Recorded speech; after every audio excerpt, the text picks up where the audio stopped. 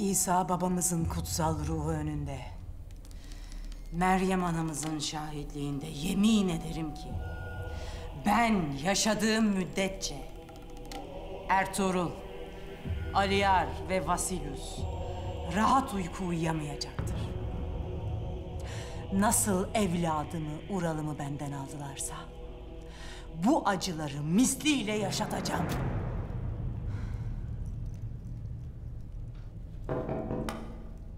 Evet. Çolpan. Gel.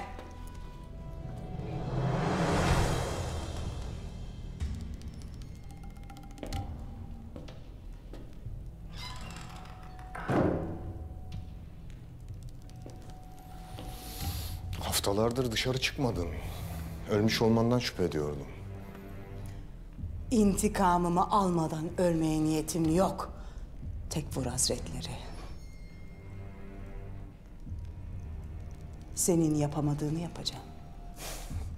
Nasıl yapacaksın bunu?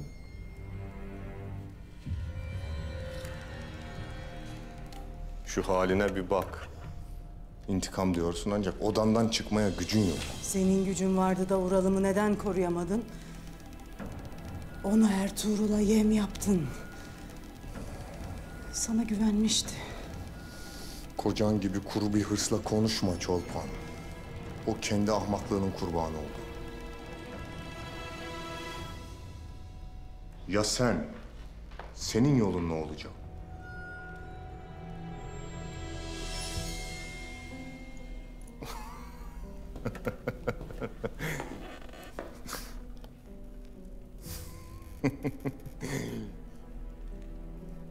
Vay, vay, vay. Çolpan, demek Hristiyan olduğunu herkesten gizlemeyi başardın, hı? Ben inancımı içimde yaşadım. Tanrı'dan başka kimseye hesap vermem. İnancımız en kuvvetli zırhımızdır. Cennetteki babamız kurtarıcımızdır. Işığı bize yol gösterecektir ve azap bir gün mutlaka onların başına inecektir.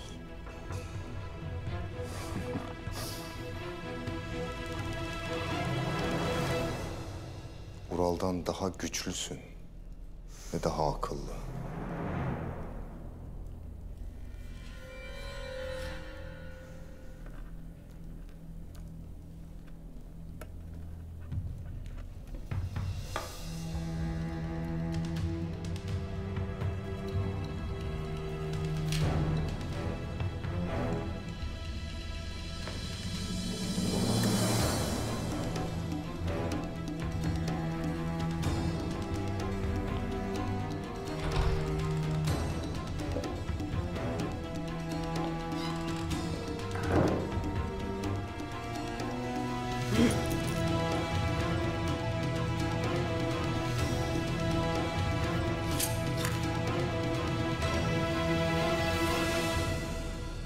Bir olmak güçlü olmak için kafi değildir Aliyar Bey.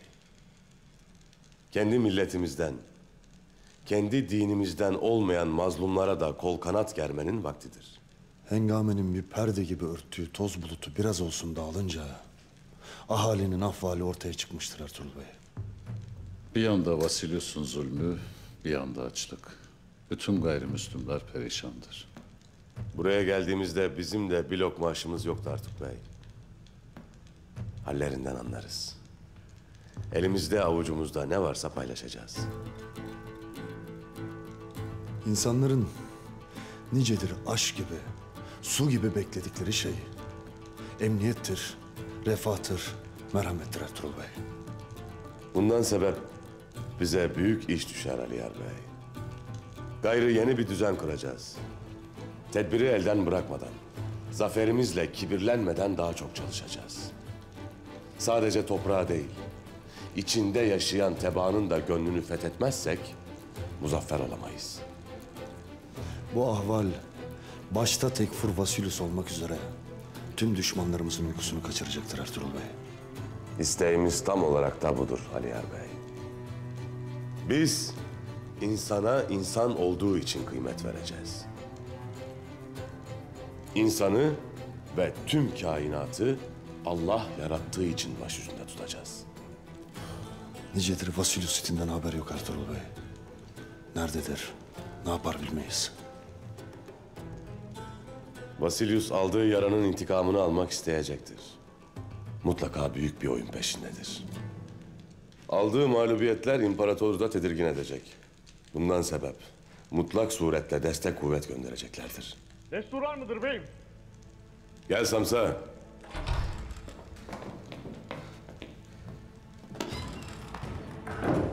Bağışlayasın beyim. Ancak mühim bir havadis vardır.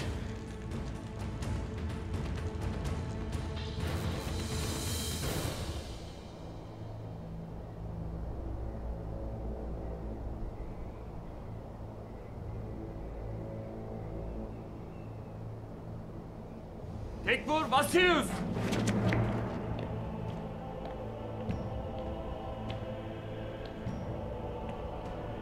Nikolas. Büyük Komutan Vasilius, emrinizdeyiz.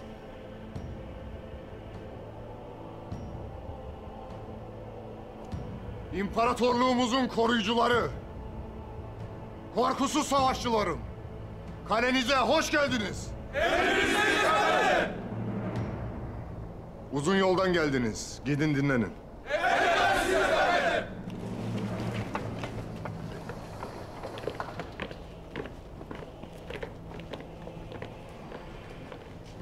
Sadık dostum Nikolas. Nicedir bu anın gelmesini bekliyordum. Hadi konuşacak çok şey var, gel benimle. De hele Dumrul. Emrin üzerine kaleyi izlerdik beyim. Kaleye Nikea'dan büyük bir birlik geldi. Lakin bu sefer daha da kalabalıklar beyim. Demek nicedir devam eden uğursuz sessizliğin sebebi buymuş Ertuğrul Bey. Vasilius hazırlık yaparmış. Vasilius niyetini açık etmiştir.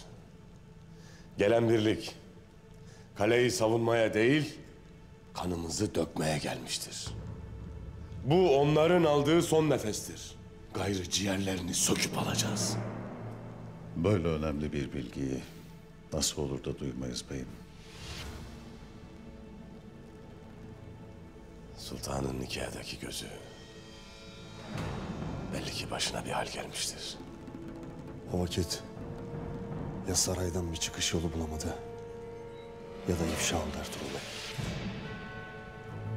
Her iki vaziyette de canı tehlikededir.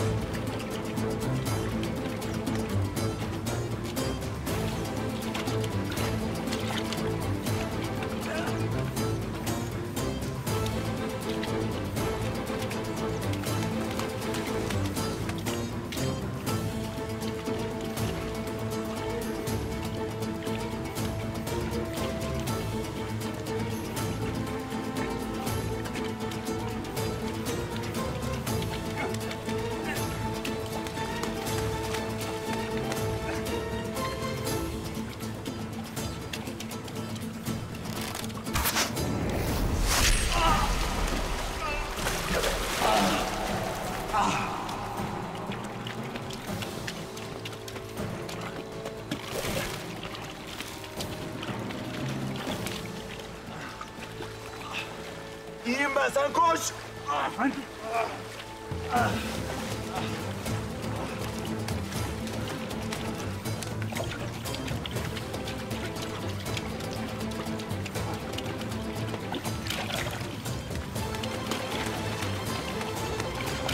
Saraydan haber alamadıkça gözümüz kördür. Gayrı kalede de adamımız yoktur. Bugün obamızda misafir olasın Aliyar Bey. Birlikte akşamlayalım. Ne edeceğimizi enine boyuna konuşuruz. Allah'ın izniyle icabet edeceğim Ertuğrul Bey.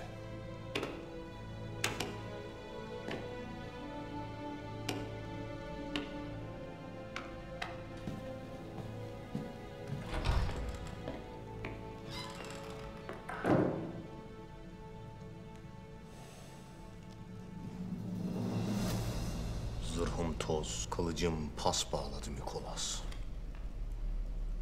Nikya'daki o adam, o ezik, o korkak. Saraydaki generallerimizin, komutanlarımızın çoğu bizimle aynı düşüncede Vasilius. Savaşa hazırlar. Hepsi de bu korkak imparatordan bıktı. Sen onlar için bir umut oldun Vasilius. O benim imparatorum değil. Onun hak ettiği yer çamur dolu bir kuyudur. Türklerle işin bittiğinde sıra ona da gelecek. Tahtı mezarı olacak. Ertuğrul bizi yavaşlattı. O da Türklerin umudu oldu. Yılanın başı o. O gelmeden evvel bizler değil, Türkler içlerine sinmişlerdi. Hepsine cesaret verdi. O ölürse Türklerin bütün umutları yok olacak. Ural başarılı olsaydı çoktan zaferimizi kutluyor olacaktık.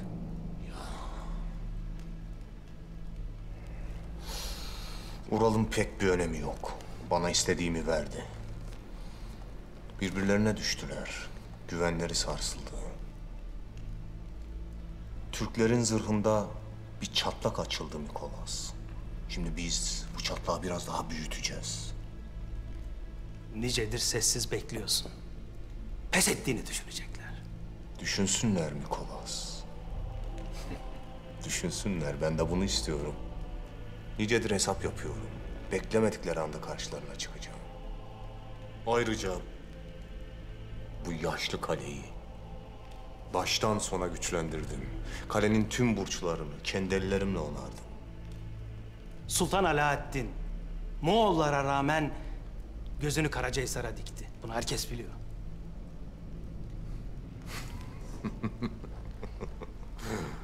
O gözünü mezarına dikmiş Mikolas. Haberi yok.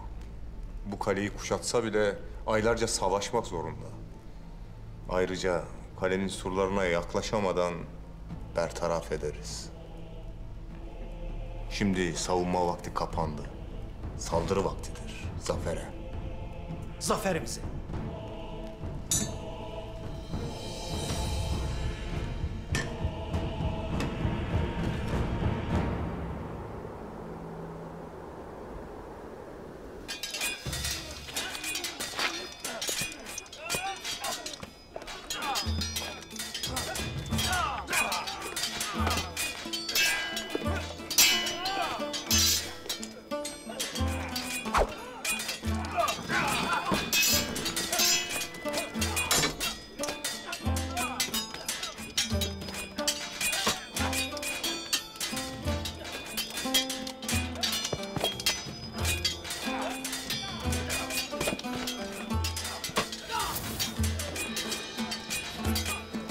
Pusatını ne çok sıkı, ne çok zayıf tutacaksın. Vücudunun bir parçası gibi olacak. Anlaşıldı mı?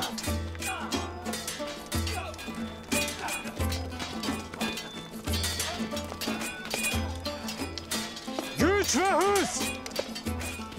Bu ikisi olmadıkça hiçbir pusat size boyun eğmez. Pusat, güçlü harpistler! Pusat, yürekli cesur harpistler! Siz de öyle misiniz? Öyleyiz! Hadi gösterin bakalım. Sen.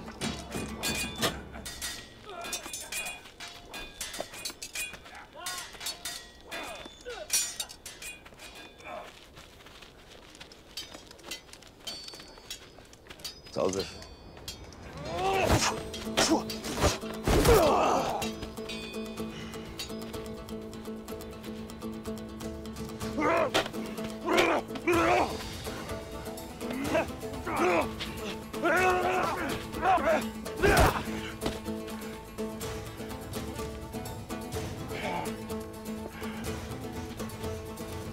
Güzel. İşte böyle. Hadi bir daha saldır.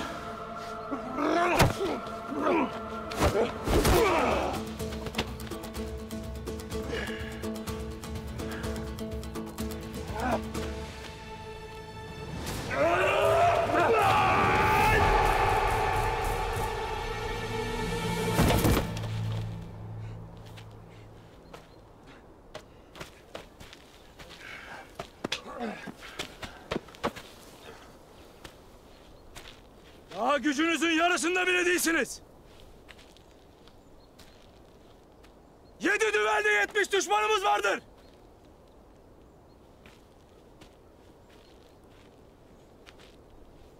Evvela düşmanınızı iyi tanıyacaksınız. Kim güçlü, kim zayıf bileceksiniz. Hadi aslanlarım. Şimdi daha sıkı çalışın, hadi.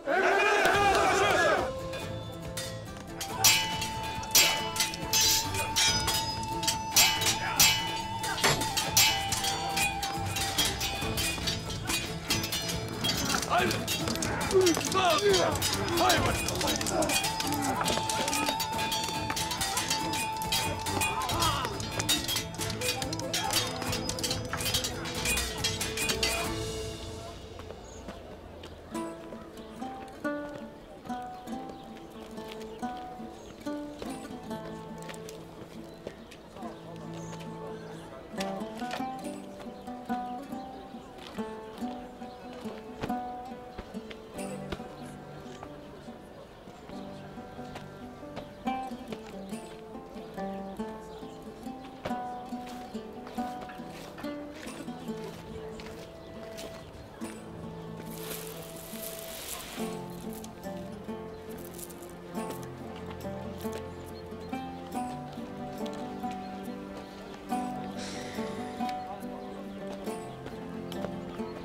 Tanrı sizi korusun Dündar Bey'im. Çocuklarım acın yatıp gücün kalkıyorlar. Sayenizde kursakları lokma görecek. Ertuğrul Bey her daim yanınızda olacaktır.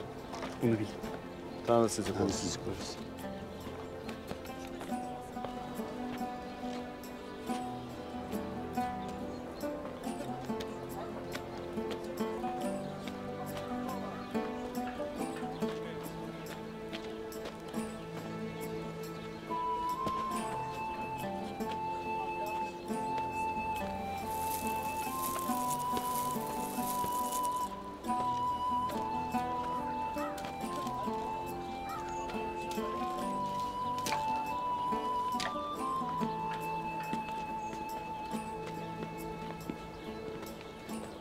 Bançek Hatun.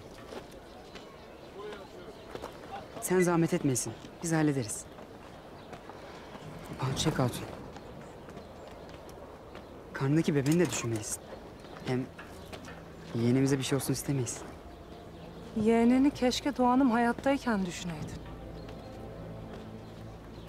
Yazık. Evvelden bey gibi dolanır dururdun. Kim derdi ki obanın başına bela olacak? Şimdi Dündar Bey, benden uzak durasın.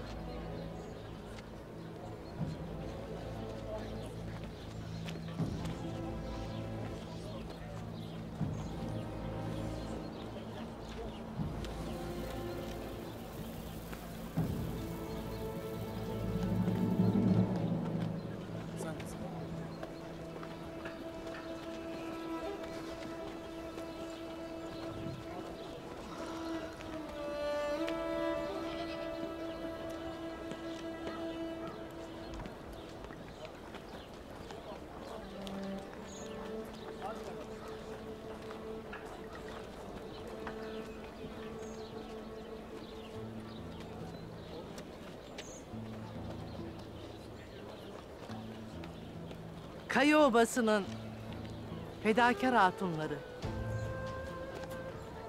yiğit erleri. Bizler komşusu açken tok uyumayan bir peygamberin ümmetiyiz.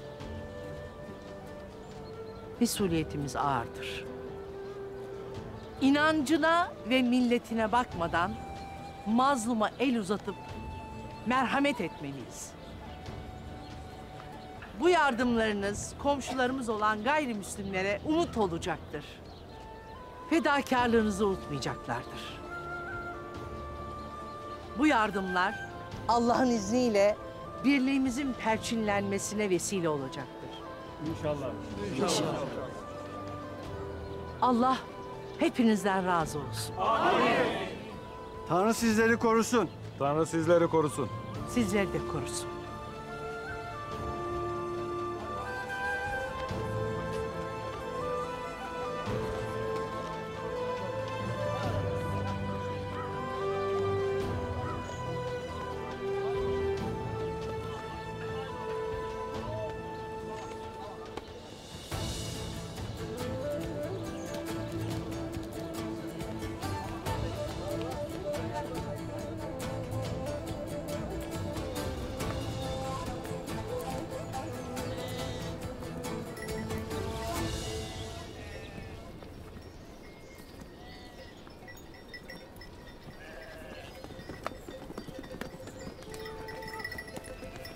Ahmak cinler.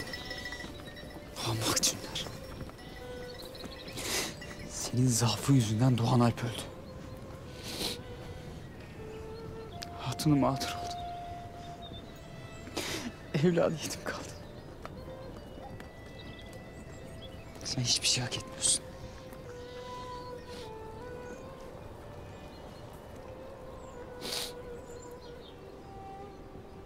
Selamun aleyküm Dündar Bey.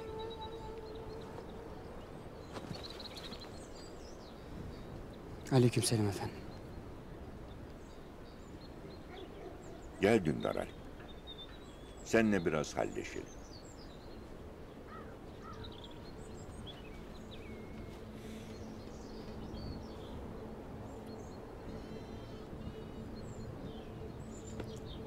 Alemlere rahmet olan Peygamberimiz buyurur ki, eğer siz günah işlemeseydiniz, Allah sizi helak eder ve yerinize günah işleyip peşinden tövbe eden kullar yaratırdı.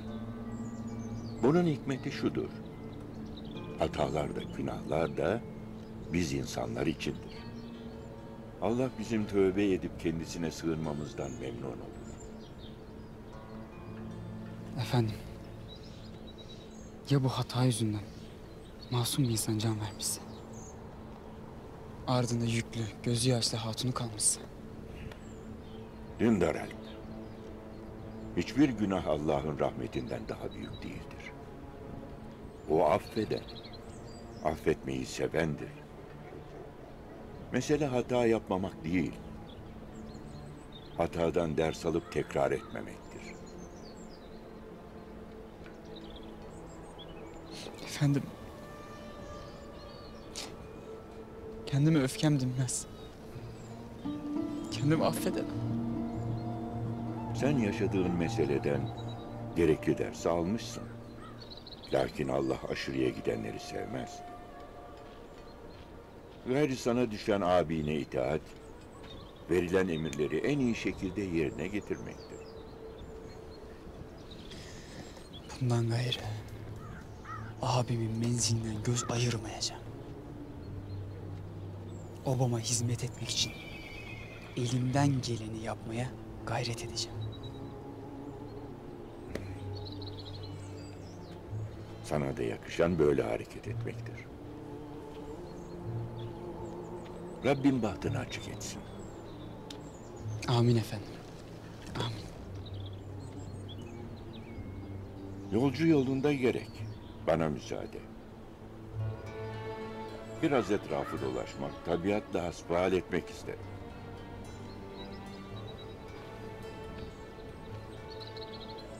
Uğurlar olsun efendim. Eyvallah.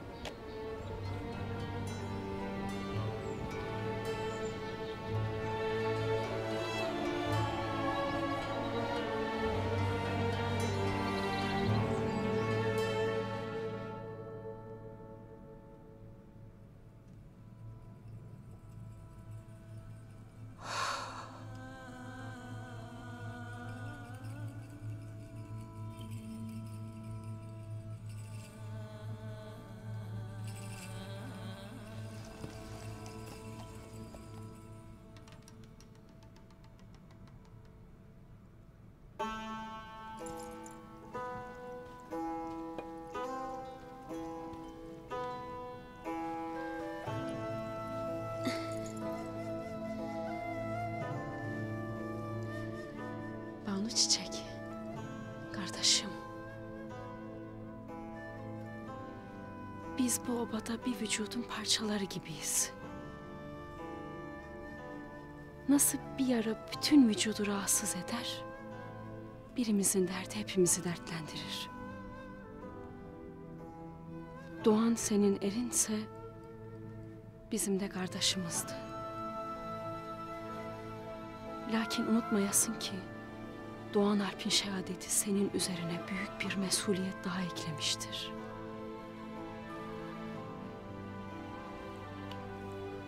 Sen bundan gayrı daha güçlü durmalısın. Nasıl dayanırım? Bunun üstesinden nasıl gelirim Halime Sultan? Allah hiç kimseye taşıyamayacağı yükü vermez. Hem böyle der bizi üzersin, biz ne güne dururuz? Sen bu obanın hatunusun. Biz seni hiç darda kormuyoruz Banu Çiçek. Acını anlarım. Lakin gayrı Dündar'ı mazur gör. O bir hata işlemiş, bin pişman olmuştur. Sana yakışan onu affetmektir.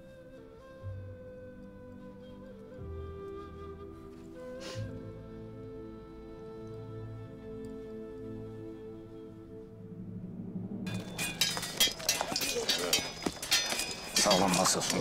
Adama bakasın. Öyle vurasın. Haydi vurasın.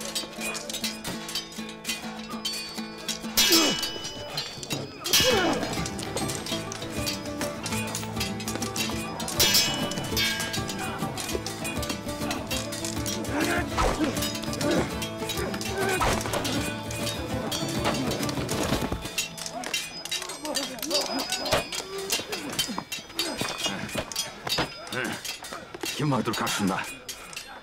Kim vardır karşında? Sen varsın Balsalp. Düşman vardır. Düşman vardır. Ne beni? Ne böyle kilim çırpar gibi vurursun? Pusatı eline aldın mı? Karşında sevdiğin varmış gibi şefkatli bakmayacaksın. Öfkeyle bakacaksın. Öfkeyle bakacaksın. Kefereye vurur gibi vurasın. Kefereye vurur gibi vurasın. Haydi. Haydi. Haydi.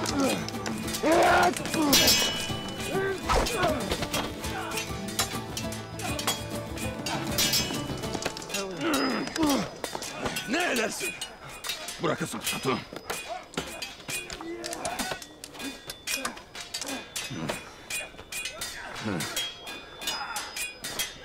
Bundan kelli sana Pusat yok ederim.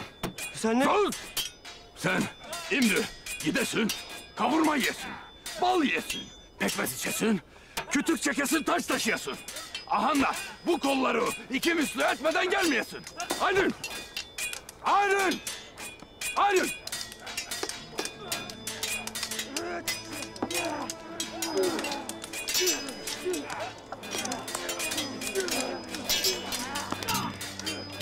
Ya kardeş ne dersin? Yazık ettin abi. Kardeş ben onun evi için dedim. Halini görmez misin? Yorgan döşek. Çekse 5 hukka çeker. Bunun güçlenmesi lazımdır. Aş yemesi lazımdır. Kardeş kefere yarım ağzıyla bunu çiğ yer Allah. Eyvallah. Haydi! Haydi atlar! Kardeşler! Fasulyusun itlerine vurur gibi vurun! Kefereye vurur gibi vurun! Haydi! Haydi aslanlarım! Haydi bakayım! Haydi! Kefereye vurur gibi! Haydi! Hay maşallah!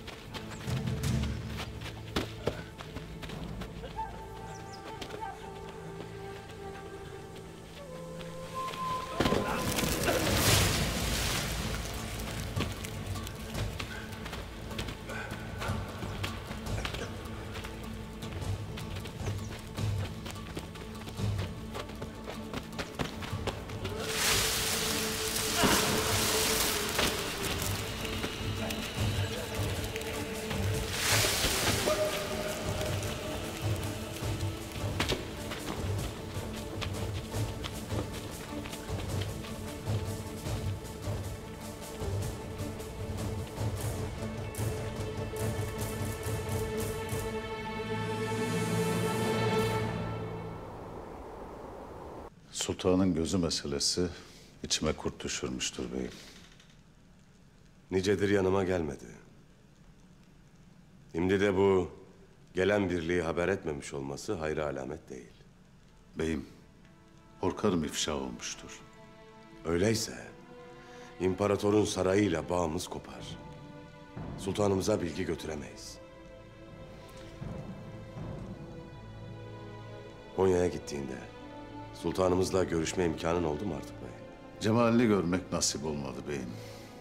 Allahu alem ahir ömrümde sultanımızı bir kez dahi görmeden göçüp gideceğim.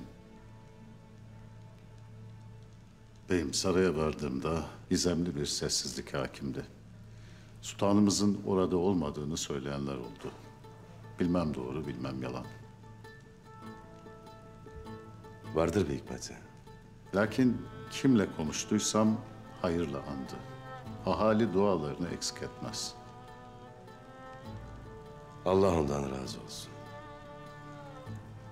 Bizim de pazar esnafına güç katmamız icap eder. Evvela pazarın itibarını ve emniyetini kuvvetlendirmeliyiz. Bundan gayrı kimseden vergi alınmasın. Emredersin beyim. Hele ki böyle bir vaziyette esnaftan vergi almamak can suyu olacaktır. Ayrıca elimizdeki altınlarla iş yapacak olan tüccarları destekleyin. Onlara kol kanat gerin. Faizi kaldırdım beyim. Bir de onlara iş yapmaları için altın verirsen âli-ül-âlâ olacaktır. Onlar kaybederlerse biz de kaybederiz Artuk Bey. Ayrıca onların hayır duaları bize bereket katacaktır. Eyvallah.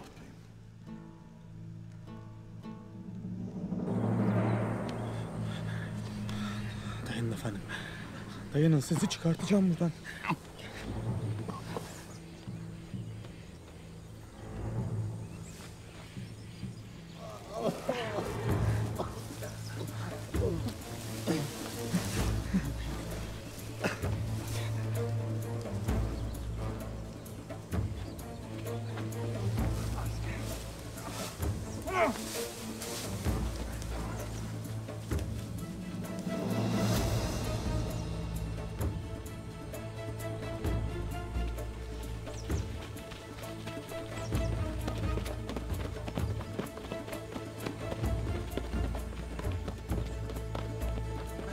Dağılın!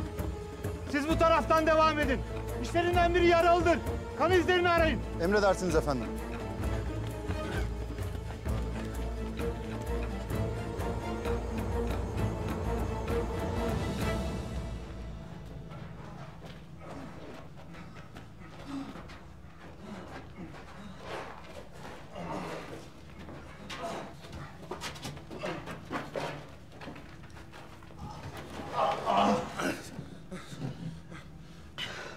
Merak etmeyin efendim. Ölmenize izin vermeyeceğim. Yaşayacaksınız, dayanın.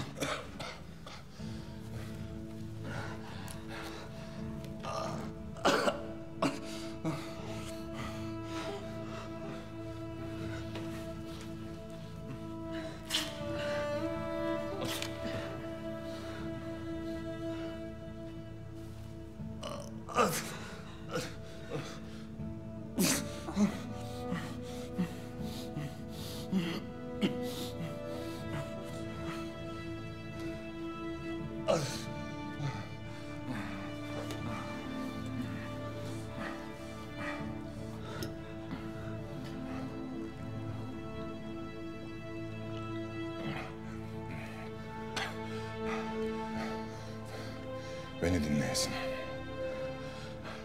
Tezkay obasına var. Ertuğrul Bey'i bul.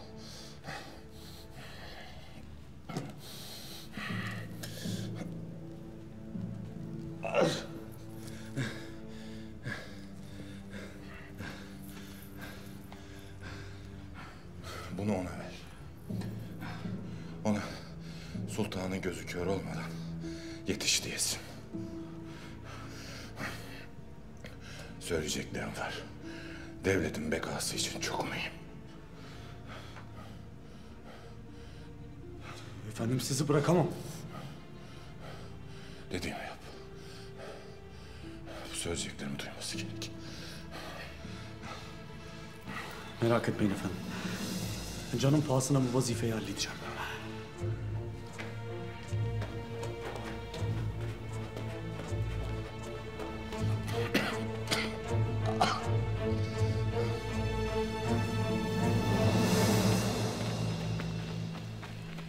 Bunu bulduk efendim.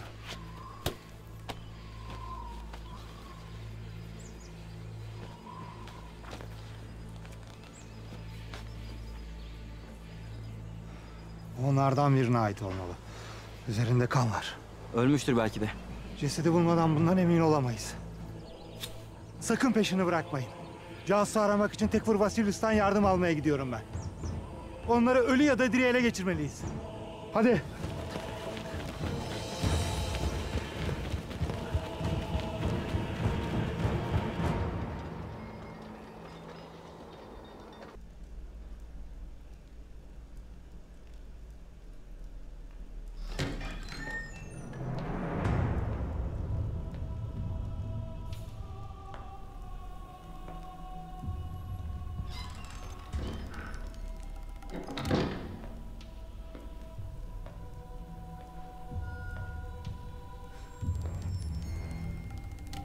Demek sonunda odandan çıkabildin Çolpan.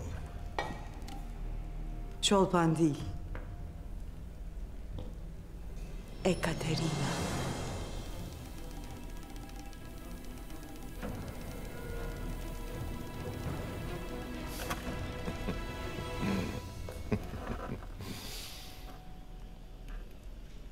Bir asilzade olduğunu hatırlamana sevindim Ekaterina.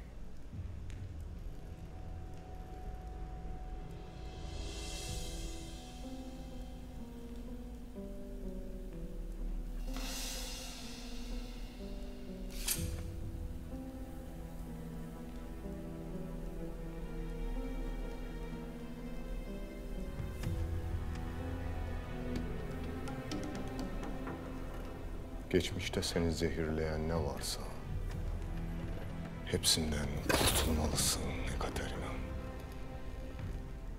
Bağrımıza soktukları bu hançerle başlayabilirsin.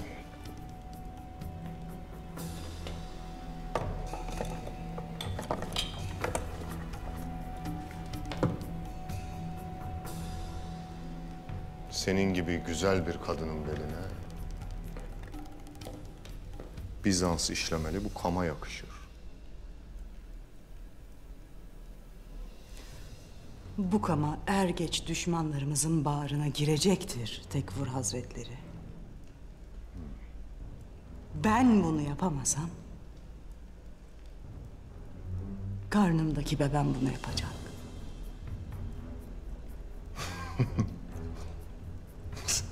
Çolpan sen hamile misin? Ural'ımın bana son yadigarıdır. Karnımda onun evladını taşırım. Çok güzel bir haber. Kendi evladım olsa bu kadar sevinemezdim. Bu çocuk bize intikamımızı getirecek. Nasıl? Aliyar da, Aslıhan da senin hamile olduğunu öğrendiklerinde sana merhamet gösterip seni obalarına almaktan başka çareleri kalmayacak. Ve merhamet onların sonu olacak.